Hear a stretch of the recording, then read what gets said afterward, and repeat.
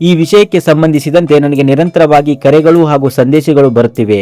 ಈ ವಿಷಯಕ್ಕೆ ಸಂಬಂಧಿಸಿದಂತೆ ಹರಿದಾಡುತ್ತಿರುವ ಮಾಹಿತಿಯನ್ನ ಗಮನಿಸಿ ಈ ಮೂಲಕ ಎಲ್ಲರಿಗೂ ಸ್ಪಷ್ಟಪಡಿಸುತ್ತಿದ್ದೇನೆ. ನಾನು ಈ ಚಿತ್ರದ ಭಾಗವಲ್ಲ.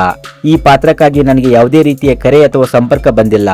ಆದ್ದರಿಂದ ದಯವಿಟ್ಟು ಈ ಕುರಿತು ಹರಿದಾಡುತ್ತಿರುವ ಯಾವುದೇ ತಪ್ಪು ಮಾಹಿತಿಯನ್ನು ನಂಬಬೇಡಿ. ಸಾರ್ವಜನಿಕ ವ್ಯಕ್ತಿಯಾಗಿ ನನ್ನ ಬಗ್ಗೆ ಹರಿದಾಡುತ್ತಿರುವ ಈ ಗೊಂದಲಕ್ಕೆ ಸ್ಪಷ್ಟನೆ ನೀಡುವುದು ನನ್ನ ಜವಾಬ್ದಾರಿ ಎಂದು ಭಾವಿಸಿ ಈ ಸ್ಪಷ್ಟೀಕರಣವನ್ನು ನೀಡುತ್ತಿದ್ದೇನೆ.